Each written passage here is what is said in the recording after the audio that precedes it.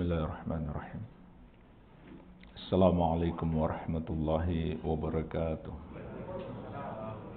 Alhamdulillah.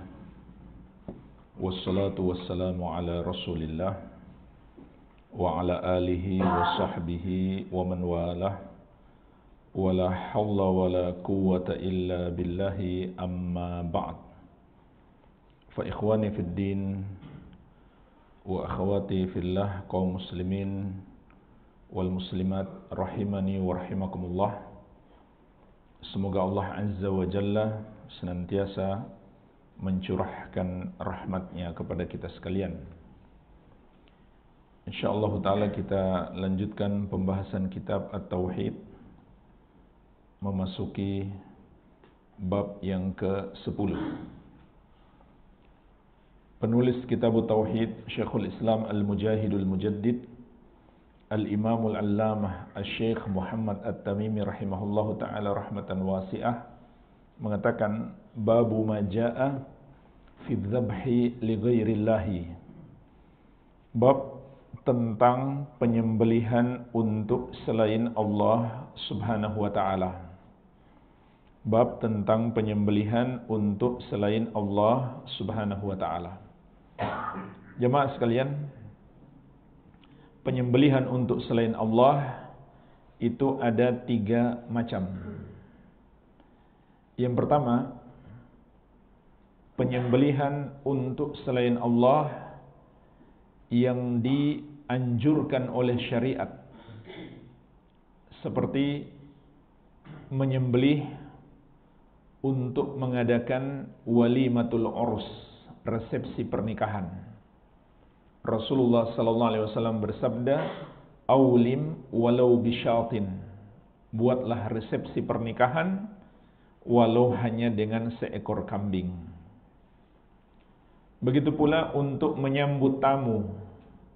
Rasulullah sallallahu alaihi wasallam bersabda, "Man kana yu'minu billahi wal yawmil akhir falyukrim dhaifahu." Barang siapa yang beriman kepada Allah dan hari akhir, hendaklah dia memuliakan tamunya. Suatu kebiasaan yang bagus masih dipertahankan di banyak daerah. Ketika ada tamu datang, mereka menyembelih seekor kambing misalkan, atau minimal seekor ayam untuk dimakan bersama tamunya, untuk memuliakan tamunya dengan makanan tersebut. Yang kedua, sembelihan untuk selain Allah yang hukumnya mubah, yaitu kita menyembelih hewan sekedar untuk kita makan atau kita perjualbelikan, maka ini hukumnya mubah. Namun yang pertama dan kedua ini tentu dipersyaratkan kita menyembelih dengan menyebut nama Allah subhanahu wa ta'ala. Apabila kita menyembelih tidak menyebut nama Allah atau menyebut selain nama Allah subhanahu wa ta'ala, maka itu termasuk sembelihan yang hukumnya haram dan termasuk dosa syirik, dan hewannya tidak boleh dimakan. Sebagaimana Allah subhanahu wa ta'ala ingatkan dalam surat Al-An'am ayat 121, "Wala ta'kulu mimma lam yudhkar ismullahi alaih wa innahu lafisq." Dan janganlah kamu memakan hewan yang tidak disebut nama Allah atasnya ketika disembelih, karena itu adalah kefasikan, dosa besar. Jadi yang pertama dan kedua dipersyaratkan padanya, dan semua sembelihan juga dipersyaratkan padanya menyebut nama Allah subhanahu wa ta'ala. Kita sebut bismillah, dan kalau kita tambah Allahu Akbar, maka itu sunnah. Yang wajibnya adalah bismillah. Hewan yang tidak disebut nama Allah saat penyembelihannya haram dimakan. Atau yang disebut adalah selain nama Allah, maka itu syirik, yaitu syirik dalam rububiyah. Karena bismillah itu artinya meminta tolong. Karena kita meyakini hanya Allah yang maha mampu memberikan pertolongan kepada kita. Kalau kita menyebut selain nama Allah, berarti kita minta tolong kepada selain Allah, dan itu menunjukkan adanya keyakinan bahwa selain Allah maha mampu menolong kita, sehingga itu adalah keyakinan syirik. Namun di ayat ini kata Allah, janganlah kamu makan hewan yang tidak disebut nama Allah atasnya, karena itu adalah kefasikan. Menunjukkan kepada kita, ini satu faedah penting, orang yang menyembelih tersebut dia dengan sengaja tidak menyebut nama Allah, maka sembelihannya haram dimakan. Sehingga kalau ada seorang muslim yang biasanya menyembelih dengan menyebut nama Allah, lalu suatu saat dia lupa, maka sembelihannya halal dimakan. Ini pendapat mayoritas ulama. Karena dalam ayat ini Allah mengatakan tidak menyebut nama Allah dalam penyembelihan adalah kefasikan. Berarti dia sengaja. Dia sengaja tidak menyebut nama Allah Subhanahu wa ta'ala. Sehingga kalau dia tidak sengaja, maka itu bukan sebuah kefasikan dan sembelihannya halal dimakan. Kemudian sembelihan yang ketiga untuk selain Allah Subhanahu wa ta'ala adalah sembelihan untuk pengagungan atau pendekatan diri. Maka inilah sembelihan yang dengannya kita beribadah kepada Allah Subhanahu wa ta'ala. Maka tatkala dipalingkan kepada selain Allah, itu menjadi kesyirikan. Walaupun orang yang menyembelih menyebut nama Allah Subhanahu wa ta'ala, tapi dia niatkan untuk pengagungan dan pendekatan diri atau persembahan atau sesajen kepada selain Allah, maka itu adalah syirik. Karena menyembelih seperti ini adalah ibadah yang dengannya kita mendekatkan diri kepada Allah. Oleh karena itu, memalingkannya kepada selain Allah adalah syirik. Dan biasanya bukan hanya satu syirik ini saja yang mereka terjerumus padanya. Mereka juga bahkan meyakini makhluk yang mereka persembahkan sembelihan tersebut adalah yang maha kuasa di daerah mereka, di pantai mereka, di gunung mereka, di ladang mereka. Ini adalah kesyirikan yang lain. Mereka juga meyakini makhluk itu maha mampu memberikan pertolongan kepada mereka, menunaikan hajat-hajat mereka. Ini adalah syirik yang lain. Mereka juga takut dan harap kepadanya. Ini syirik yang lain. InsyaAllah ta'ala nanti ada bab tentang syirik dalam takut dan harap.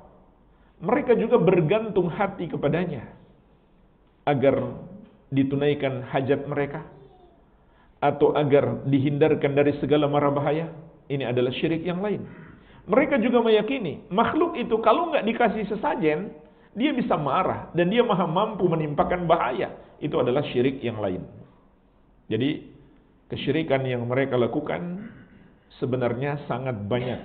Salah satunya adalah mempersembahkan sembelihan kepada selain Allah Subhanahu wa ta'ala. Inilah tiga bentuk kesyirikan, tiga bentuk penyembelihan untuk selain Allah. Maka yang kita bahas adalah yang ketiga. Makanya di sini Syekh tidak langsung mengatakan termasuk syirik menyembelih untuk selain Allah, tapi beliau mengatakan tentang penyembelihan untuk selain Allah karena bentuknya ada macam-macam. Kemudian beliau menyebutkan dalil yang pertama dari Al-Quranul Karim, wa qaulullahi ta'ala, dan firman Allah Subhanahu wa ta'ala, Qul inna salati wa nusuki wa mahyaya wa mamati lillahi rabbil alamin la syarikalah wa bidzalika umirtu wa ana awwalul muslimin. Katakan wahai Muhammad, yaitu sampaikan kepada manusia, sesungguhnya solatku dan nusukku. Nusuk itu artinya sembelihanku, sebagaimana disebutkan oleh Imam At-Tabari, Imam Ibnu Katsir dan para ulama yang lainnya dari para ulama salaf dahulu. Yang dimaksud dengan nusuk itu adalah sembelihan. Hidupku dan matiku hanya untuk Allah Rabbul Alamin. Tidak ada sekutu baginya, dan yang demikian itulah yang diperintahkan kepadaku, dan aku adalah muslim yang pertama. Surat Al-An'am ayat 162-163. Inilah dalil yang pertama yang disebutkan oleh penulis rahimahullahu ta'ala. Ayat yang mulia ini menunjukkan kepada kita bahwa menyembelih termasuk ibadah. Pelajaran terpenting yang bisa kita petik dari ayat ini terkait dengan pembahasan kita adalah menyembelih termasuk ibadah. Karena minimalnya dua sisi pendalilan. Yang pertama, disebutkan bersama dengan ibadah yang sangat agung, yaitu solat. Sesungguhnya solatku dan nusukku, sembelihanku. Sedangkan kita tahu bersama solat itu adalah ibadah. Maka kalau begitu, menyembelih juga ibadah. Kemudian sisi yang kedua ditegaskan lillahi rabbil alamin la syarikalah.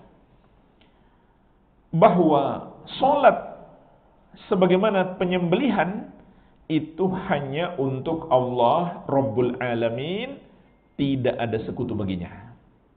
Oleh karena itu, ayat ini sangat jelas bahwa barang siapa menyembelih untuk selain Allah sama dengan orang yang solat untuk menyembah kepada selain Allah, maka hukumnya adalah syirik. Hukumnya adalah kesyirikan. Dan perintah Allah Subhanahu wa taala kepada Rasulullah sallallahu alaihi wasallam untuk menegaskan hal ini kepada manusia dikarenakan dahulu orang-orang musyrik menyembelih untuk selain Allah dan juga dengan menyebut selain nama Allah Subhanahu wa taala. Sebagaimana dikatakan oleh Imam Ibnu Katsir rahimahullahu taala dalam tafsir beliau, ya'muruhu ta'ala an yukhbiral musyrikin alladzina ya'buduna ghairallahi wa yadhbahuna li ghairi ismihi annahu mukhalifun lahum fi dzalik. Makna ayat ini, kata Imam Ibnu Katsir rahimahullah, Allah memerintahkan Rasulullah sallallahu alaihi wasallam untuk mengabarkan kepada orang-orang musyrik. Maksudnya demi mendakwahi mereka. Maka Rasulullah sallallahu alaihi wasallam harus mengajarkan kepada mereka ajaran beliau bahwa orang-orang musyrik yang menyembah kepada selain Allah dan menyembelih dengan selain nama Allah, annahu mukhalifun lahum fi dzalik. Muhammad berbeda dengan mereka dalam hal tersebut. Fa inna salatahu lillah wa nusukahu ala ismihi wahdah la syarikalah. Karena sesungguhnya salat beliau hanya untuk Allah dan sembelihan beliau juga hanya atas nama Allah yang satu saja, tidak ada sekutu baginya. Jadi inilah sebab diturunkannya ayat ini. Kata Imam Ibnu Katsir rahimahullah, karena orang-orang musyrik beribadah kepada selain Allah dan menyembelih untuk selain Allah. Maka Allah memerintahkan kepada Rasulullah SAW untuk mengajarkan yang benar. Yang benar itu sebagaimana solat, penyembelihan juga hanya untuk Allah semata-mata. Oleh karena itu ayat ini jelas, barang siapa yang menyembelih untuk selain Allah, dia telah melakukan dosa syirik karena dia telah menyembah kepada selain Allah. Dan kalau yang melakukan itu seorang muslim, maka itu membatalkan Islamnya. Kenapa? Karena itu membatalkan syahadat la ilaha illallah. Kalimat la ilaha illallah yang bermakna la ma'budah haqqun illallah, tidak ada yang berhak disembah kecuali Allah. Namun dia telah menyembah kepada selain Allah Subhanahu wa taala. Sama saja jemaah sekalian, dia akui atau tidak? Walaupun dia beralasan, ini kan cuma tradisi, ini cuma budaya, ini kearifan lokal, terserah mau beralasan apapun. Penyembelihan untuk pengagungan atau pendekatan diri kepada selain Allah itu hukumnya adalah ibadah dalam Islam. Walaupun mereka tidak niatkan atau tidak mengakuinya bahwa itu adalah ibadah, maka hukumnya tetap sama, tidak ada bedanya. Kemudian pelajaran lainnya yang bisa kita petik dari ayat ini juga adalah kewajiban ikhlas dan memurnikan ibadah hanya untuk Allah dalam semua amal ibadah kita. Dalam semua amal ibadah kita. Karena Allah menegaskan la syarikalah, tidak ada sekutu baginya. Adapun maksud akhir ayat, wa bidzalika umirtu wa ana awwalul muslimin, itulah yang diperintahkan kepadaku dan aku muslim yang pertama. Maknanya semua amalan yang dikerjakan Rasulullah SAW berdasar perintah Allah, bukan beliau buat-buat sendiri. Makanya aneh kalau ada orang yang mengaku muslim merasa berhak membuat-buat sendiri atau mengikuti selain petunjuk Nabi Muhammad SAW. Karena beliau sendiri nggak buat-buat sendiri amalannya. Beliau menunggu perintah dari Allah Subhanahu wa taala. Sedangkan makna aku muslim yang pertama dalam ayat ini itu maknanya ada dua. Maknanya ada dua. Yang dimaksud adalah makna yang kedua. Makna yang pertama atau dua-duanya bisa juga terkandung di dalam makna ayat ini. Makna yang pertama, aku muslim yang terbaik. Aku muslim yang terbaik. Yang nomor satu. Kenapa ditafsirkan seperti itu? Karena para nabi dan rasul dan para pengikut mereka yang beriman terdahulu adalah juga kaum muslimin. Para nabi dan rasul berpesan kepada anak-anaknya, "Fala tamutunna illa wa antum muslimun." Ini pesan para nabi dan rasul kepada anak-anak mereka. Jangan sekali-kali kamu mati kecuali kamu sebagai muslimun, orang-orang Islam. Sehingga bukanlah Nabi Muhammad SAW muslim yang pertama. Sehingga maksud ayat ini beliau muslim yang terbaik. Kemudian penakwilan yang kedua, makna yang kedua adalah muslim yang pertama pada generasi umat akhir zaman atau generasi nabi yang terakhir. Maka beliau adalah muslim yang pertama. Iya. Kita masuk dalil yang kedua. Wa qauluhu ta'ala, dan firman Allah Subhanahu wa ta'ala, "Fasholli li rabbika wanhar." Maka salatlah hanya untuk Rabbmu dan menyembelihlah hanya untuknya. Surat Al-Kautsar ayat ke-2. Inilah dalil yang kedua dalam bab ini. Ayat yang mulia ini juga menunjukkan kepada kita bahwa menyembelih itu adalah ibadah. Dilihat dari dua sisi pendalilan. Yang pertama, Allah sebutkan bersamaan dengan ibadah yang sangat agung, yaitu sholat. Makanya sebagian ulama sampai berpendapat ibadah badan yang paling agung adalah sholat, dan ibadah harta yang paling besar adalah menyembelih. Walaupun pendapat yang lebih kuat, ibadah harta yang paling agung adalah zakat. Zakat yang wajib. Tetapi jemaah sekalian, di hari-hari penyembelihan, yaitu di hari Idul Adha, begitu pula di 3 hari setelahnya, hari-hari tasyrik, maka menyembelih lebih afdol. Dan ini juga disepakati ulama, menyembelih lebih afdol di hari-hari tersebut dibanding kita bersedekah senilai hewan sembelihan itu. Jadi kalau kambing itu harganya 4 juta, maka lebih afdol kita membelikan seekor kambing lalu kita sembelih daripada 4 juta itu kita sedekahkan. Dan juga ketika kita menyembelih, kita juga masih bisa bersedekah, yaitu bersedekah dari daging hewan kurban tersebut. Ya. Kemudian sisi pendalilan yang kedua, Allah menegaskan salat dan penyembelihan hanya untuk Rabbmu. Berarti itu ibadah yang tidak boleh dipersembahkan kepada selain Allah Subhanahu wa ta'ala. Oleh karena itu, barang siapa menyembelih untuk pengagungan atau pendekatan diri kepada selain Allah, maka dia telah terjerumus dalam dosa syirik. Imam At-Tabari rahimahullah dalam tafsir beliau menyebutkan dari para ulama salaf, di antaranya dari Muhammad bin Ka'ab Al-Quradi, bahwasannya beliau mengatakan, inna nasan kanu yusalluna li ghairillah wa yanharuna li ghairillah. Sesungguhnya orang-orang zaman jahiliyah salat untuk selain Allah dan menyembelih untuk selain Allah.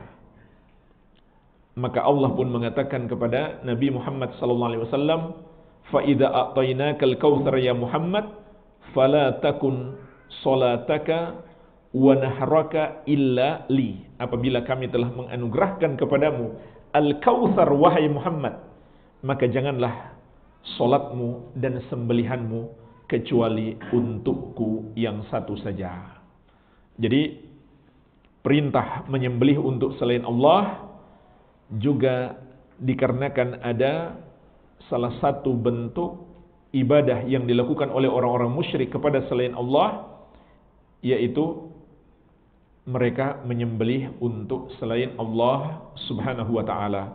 Maka Allah perintahkan Rasulullah sallallahu alaihi wasallam dan kaum muslimin untuk menyembelih hanya bagi Allah semata.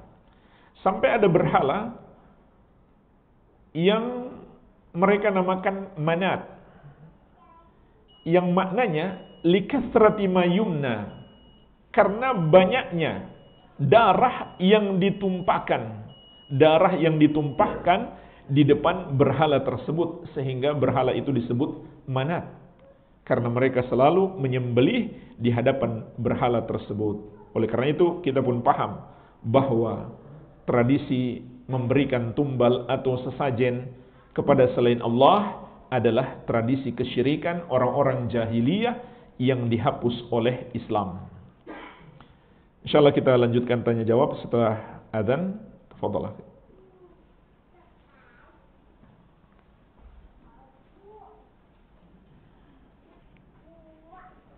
Allahu Akbar.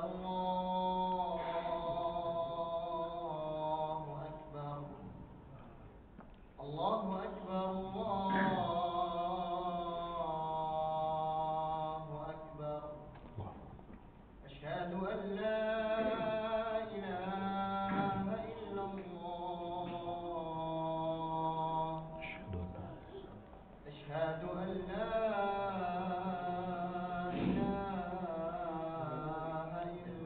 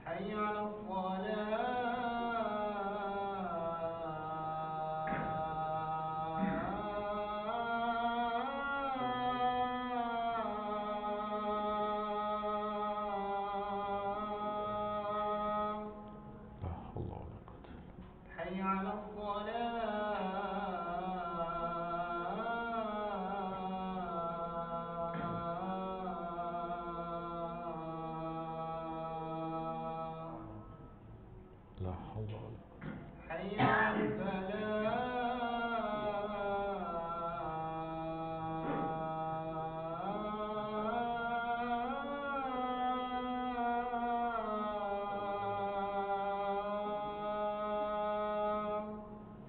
la haula wala quwwata.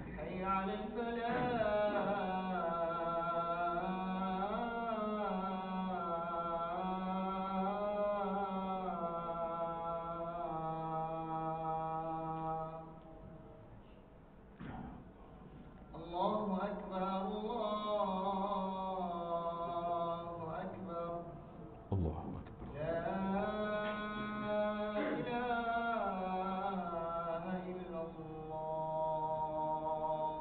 La ilaha illallah. Salatul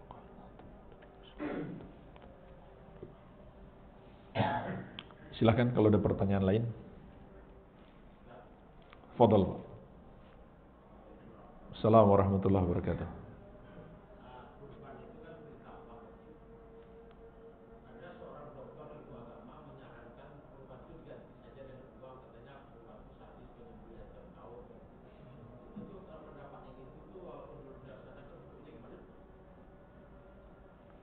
Yaitu pendapat yang menyelisih syariat.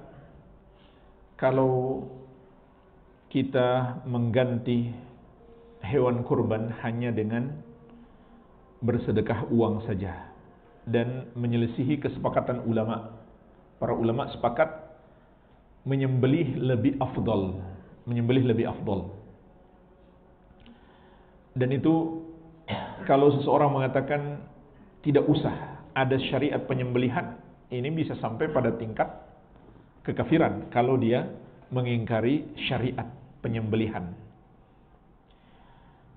Dan juga kalau kita mau bersedekah, kita bisa bersedekah dengan hewan sembelihan tersebut. Dan bahkan dianjurkan kita lebih banyak sedekahnya daripada kita makan. Kita sedekahkan lebih banyak, maka pahala kita lebih besar. Dan pintu sedekah terbuka lebar. Kita bisa sedekah kapan saja. Jadi ada saat-saatnya, ada waktunya.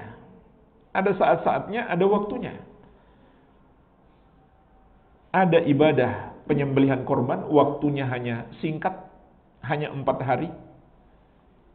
Dan waktu bersedekah itu masih sangat lapang.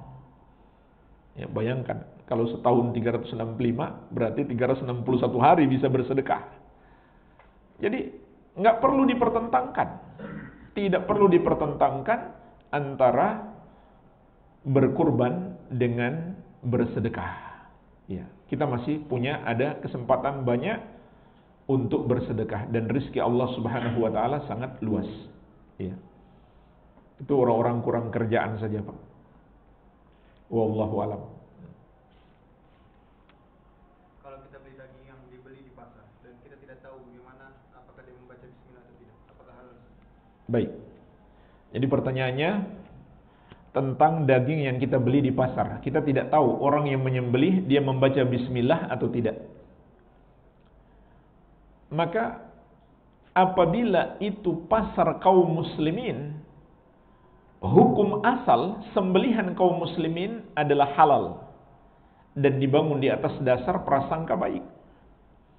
Kita prasangka baik yang menjual kaum muslimin di pasar kaum muslimin, di negeri, di kampung kaum muslimin, maka harus dibangun di atas dasar prasangka baik sehingga hukumnya halal. Kalau ternyata ada orang yang menipu, dosa-dosa dia, kita nggak dapat dosa. Kecuali ada indikasi kuat, ada info yang terpercaya, maka indikasi kuat ini dapat merubah hukum asal. Yang hukum asalnya halal menjadi haram. Karena para ulama juga mengatakan semua makanan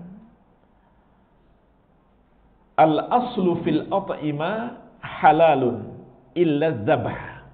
Hukum asal dalam makanan adalah halal kecuali hewan sembelihan. Tapi karena kita di negeri kaum muslimin, di pasar kaum muslimin, maka sembelihan kaum muslimin hukum asalnya adalah halal. Kecuali ada info terpercaya, pedagang daging itu jangan dipercaya dia. Saya lihat langsung, misalkan orang yang mengatakan kepada kita, sudah ada info yang terpercaya, info valid, dia tidak sembelih hewannya, cuma diketok saja misalkan, ya. Atau dia sembelih tidak menyebut nama Allah dengan sengaja, maka barulah kita mengatakan ini harus kita hati-hati, ini hukum asalnya haram, sampai kita yakin dia betul-betul menyembelih dengan cara yang sesuai syariat. Nah, sekarang dibalik. Di pasar orang-orang musyrik, orang-orang kafir, maka hukum asalnya adalah haram. Contoh misalkan, kita lagi ke Cina atau ke Rusia, maka hukum asal sembelihan mereka adalah haram. Kecuali mereka mengatakan, tukang sembelih kami seorang muslim, dia menyembelih dengan cara kalian, barulah kita yakin halal. Nah, bagaimana dengan negeri ahlul kitab seperti Amerika? Itu negeri ahlul kitab. Maka sebenarnya sembelihan mereka pun hukum asalnya halal, tapi itu dulu. Dulu maksudnya, dulu mereka masih mengetahui cara penyembelihan sesuai syariat yang diturunkan kepada mereka. Tapi hari ini mereka tidak tahu lagi. Mereka tidak tahu lagi. Jangankan cara penyembelihan yang sesuai syariat, cara menyembelihnya saja walaupun gak sesuai syariat, mereka sudah tidak tahu. Ya, mungkin antum pernah lihat video sapi besar dilempar ke dalam mesin. Mereka gak sembelih. Na'udzubillah. Mau makan ayam cuma diketok kepalanya, nggak disembelih. Mau makan anjing, masukin di karung kemudian digebuk sampai mati, nggak disembelih. Mereka nggak tahu lagi cara menyembelih. Seandainya ahlul kitab menyembelih sesuai dengan cara syariat, maka hukumnya halal, yaitu Yahudi dan Nasrani. Seandainya kita yakin dia menyembelih sesuai cara syariat, dia sebut nama Allah, maka sembelihan ahlul kitab hukumnya halal. Adapun sembelihan selain ahlul kitab, orang-orang musyrik yang lainnya, maka tidak halal walaupun dia sebut bismillah. Walaupun dia sebut bismillah, tidak halal sembelihannya. Iya. Barangkali seperti itu, akhi. Wallahu alam. Tafadhal. Hukum memakan bebek panggang yang mayatnya digantung di restoran.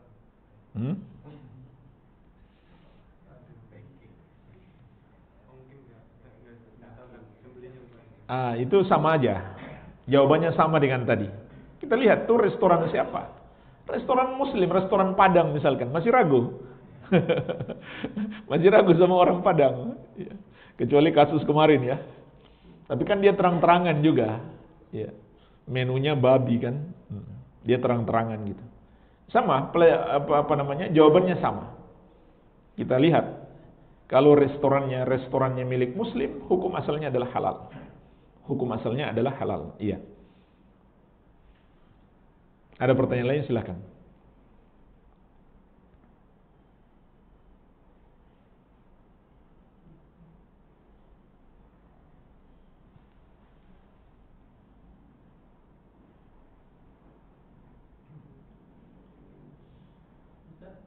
Silakan, Pak.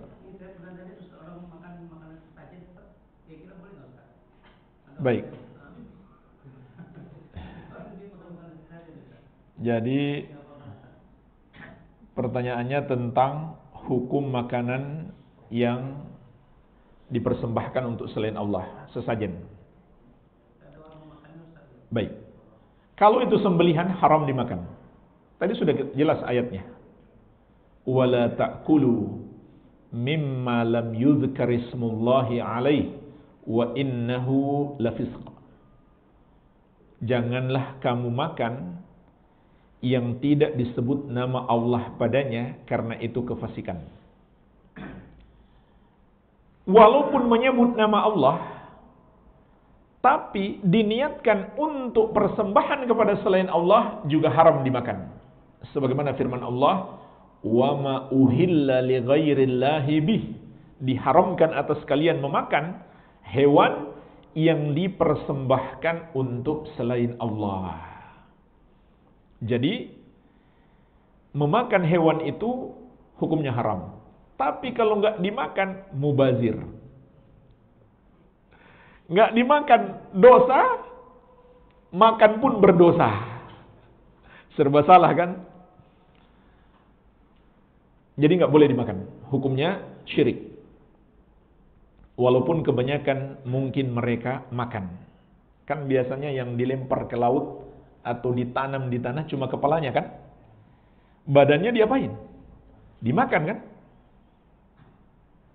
Maka itu adalah makanan yang haram. Jelas dalam Al-Quran, diharamkan atas kalian memakan hewan yang dipersembahkan untuk selain Allah. Dan juga itu kebodohan. Itu adalah sebuah kebodohan. Kebodohan menyebabkan daging hewan itu menjadi haram. Dan juga kebodohan membuang kepalanya. Karena itu bisa mungkin jadi 10 mangkok sop. Ya. Nah, sekarang hukum untuk makanan atau harta selain sembelihan. Bolehkah dimakan? Boleh. Kalau dibiarkan mubazir. Boleh dimakan. Uangnya boleh diambil. Tapi hendaklah berkoordinasi dengan penguasa supaya tidak muncul mudarat. Karena dulu Rasulullah SAW menggunakan harta yang dipersembahkan untuk berhala untuk membayarkan hutang seseorang yang kesulitan bayar hutang. Nabi SAW menyita harta karena beliau pemerintah. Beliau berhak menyita. Beliau menyita harta yang dipersembahkan untuk berhala untuk bayar hutang. Jadi tidak apa-apa menggunakan harta itu termasuk makanan selain sembelihan. Kalau ada kue-kue atau nasi tidak apa-apa. Buah-buahan juga tidak apa-apa. Tapi kalau ayam atau kambing tidak boleh. Hukumnya haram dimakan yang dipersembahkan untuk selain Allah Subhanahu wa ta'ala. Mungkin ini saja yang bisa kita bahas. Semoga bermanfaat. Lebih dan kurangnya saya mohon maaf. Wabillahi taufik. Subhanakallahumma wa bihamdika. Asyhadu an la ilaha illa anta astaghfiruka wa atubu ilaik. Wa sallallahu ala nabiyyina Muhammadin wa alihi wasallam. Walhamdulillahi rabbil alamin. Wassalamualaikum warahmatullahi wabarakatuh.